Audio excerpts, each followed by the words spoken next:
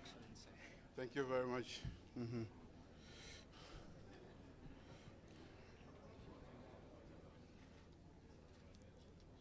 You can get started now, sir. Okay. Good afternoon, members of the press, and thank you all for joining us today. I'm pleased to deliver these initial remarks on behalf of the members of the African Union Committee of 10 Heads of State and Government on the reform of the United Nations Security Council, namely Algeria, Congo,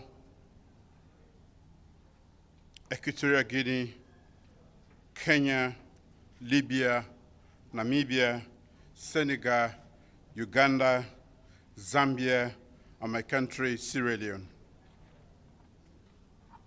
We are joined by A3 plus members, Guyana and Mozambique.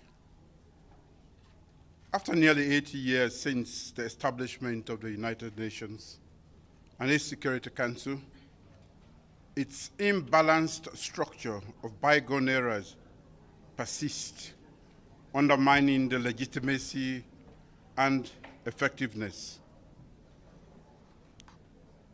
It is therefore fundamentally important to address the issue of non-representation and underrepresentation of Africa in both the permanent and non-permanent categories of the Security Council, respectively. The current lack of representation in the permanent category does not reflect the current global landscape, and it is fundamental to consider the structural changes for its rectification. Additionally, it is significant to evaluate the Security Council's performance and legitimacy to ensure its effectiveness in addressing global challenges. It is deeply saddening to see the continued impact of historical injustice on Africa, and we must acknowledge and address these issues.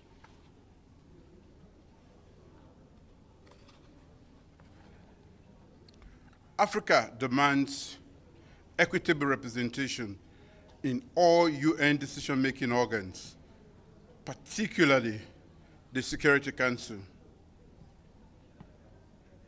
By ensuring Africa's voice is heard, we can legitimize the UN's work and truly implement decisions that benefit the continent. Continuing this unfairness, we marginalize an entire continent that is highly important on the Security Council's agenda.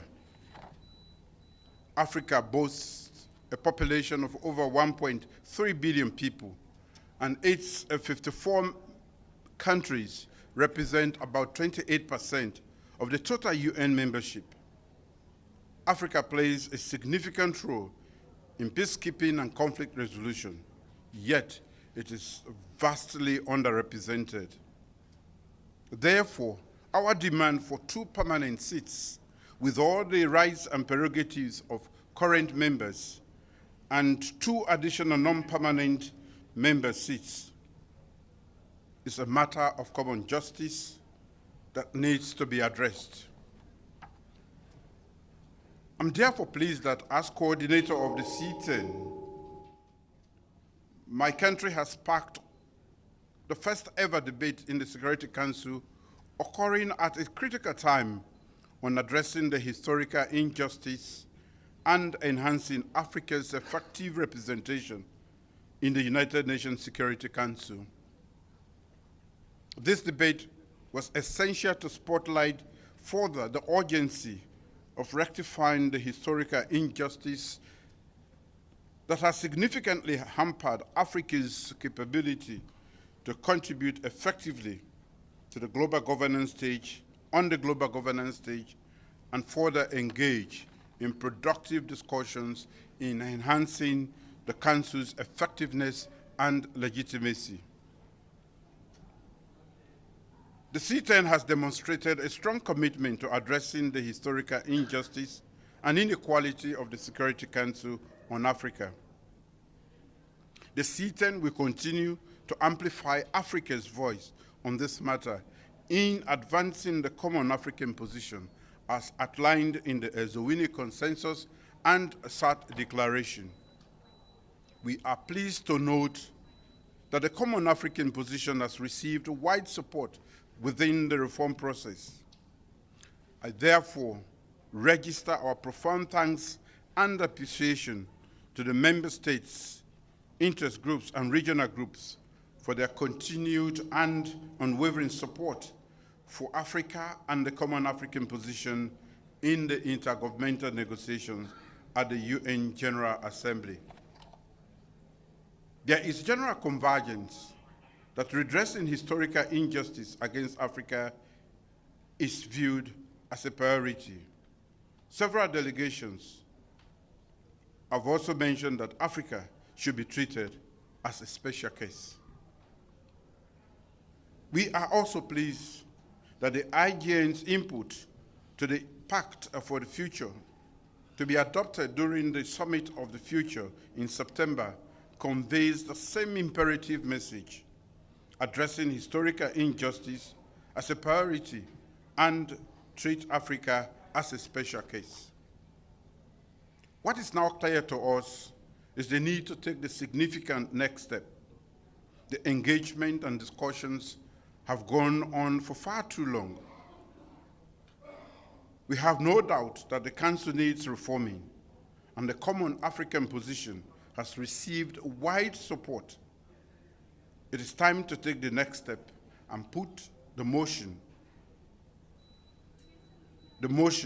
actual reform of rectifying the historical injustice against Africa. I'm now ready to take a few questions, if there are any.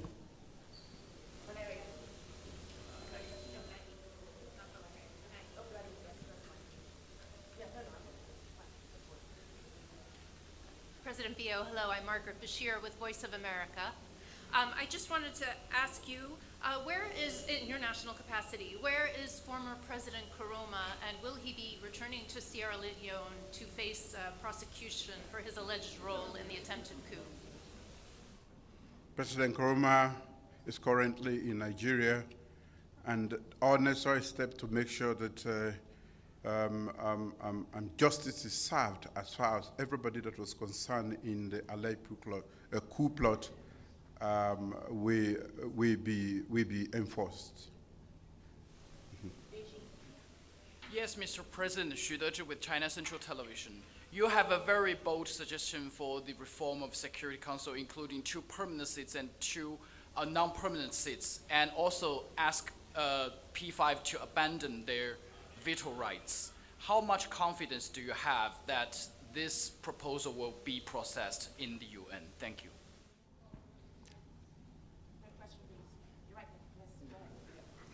Could you please, this is Arun Lewis from Indonesia News Service, could you please tell us how do you expect to overcome the opposition of groups like the Uniting for Consensus, which have been blocking the reform process? The African continent has a very compelling case, and that is what we are pushing for. We are not talking about the first question. We are not calling for the total abolition of the veto power. We are saying that if member states want to retain it, it should be extended to all permanent members. And we want to be, Africa deserves a place to be a permanent member of the Security Council. And confidence, we are sure. It's a matter of time. Of course, the gatekeepers will find it difficult to let us in. But as you can see, there is already willingness, and we are gradually inching towards the next steps that we are talking about in order to be able to reach our goal of being a member of the Security Council. So we are very sure that with the support of member states, the C10 and the whole of Africa, we have a genuine and compelling case, and we have a model that we have presented, and we are sure about getting in. On overcoming the opposition from groups like the Uniting for Consensus? Well, we don't consider opposition. We have a genuine case, and that is what we are pushing.